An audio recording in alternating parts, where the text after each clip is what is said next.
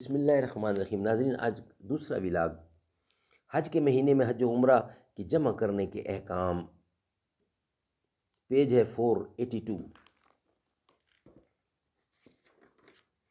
معارف القرآن جلد اول سورۃ الفاتح سے لے کر سورۃ البقرہ پارہ اول تا پارہ تیسرا رکوع 8۔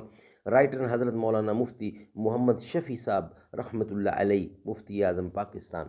بسم اللہ الرحمن الرحیم۔ الحمدللہ وکفا وسلام علی عبادہ الذین اصطفیٰ۔ قال النبی صلی اللہ علیہ وسلم: خیرکم من تعلم القرآن وعلمہ۔ بہترین لوگ وہ ہیں جو خود بھی قرآن پڑھیں، دوسروں کو پڑھائیں، سکھائیں اور لکھائیں۔ اچھا ہے دل کے ساتھ رہے پاسبان عقل، لیکن کبھی کبھی اسے تنہا بھی چھوڑ دے۔ ہزاروں سال نرگس اپنی بے نوری پہ روتی ہے، بڑی مشکل سے ہوتا ہے چمن میں دیدور پیدا۔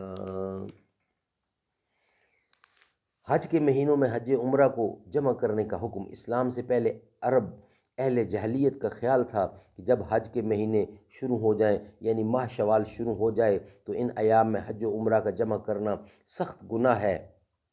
اس آیت کے آخری حصے میں ان کے اس خیال کی اصلاح اس طرح کر دی گئی کہ حدود میقات کے اندر رہنے والوں کے لیے تو حج و عمرہ دونوں کو اشہر حج میں جمع کرنا ممنوع رکھا گیا، یعنی اس مہینے میں، کیونکہ ان کو اشہر یعنی حج، یعنی یہ مہینہ حج کے بعد دوبارہ عمرہ کے لیے سفر کرنا مشکل نہیں، لیکن حدود میقات کے باہر سے آنے والوں کے لیے جمع کرنے کو جائز قرار دیا کہ دور دراز سے عمرے کے لیے مستقل سفر کرنا ان کے لیے آسان نہیں۔ میقات وہ معین مقامات ہیں جو اطراف عالم سے مکہ میں آنے والوں کے ہر راستے پر اللہ تعالیٰ کی طرف سے متعین ہیں کہ جب بقصد مکہ آنے والا مسافر یہاں پہنچے تو یہاں سے حج یا عمرہ کی نیت سے احرام باندھنا لازم ہے، یعنی احرام کے یہاں سے آگے بڑھنا جرم و گناہ ہے۔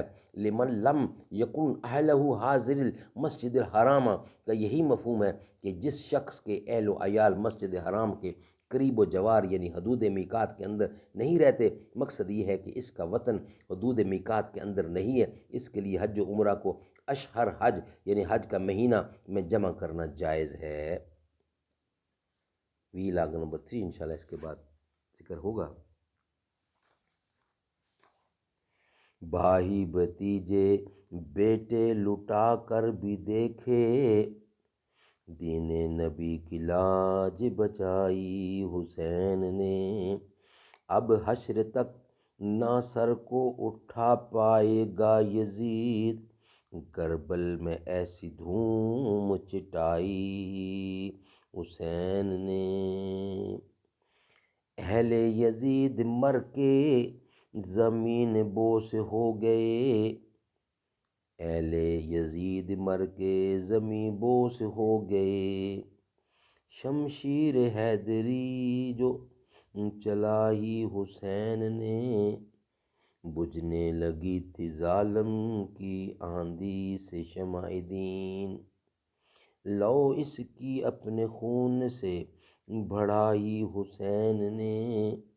یہ بات کیا ہے فلسفہ موت و حیات کو، کربل میں دے کے جان بتائی حسین نے۔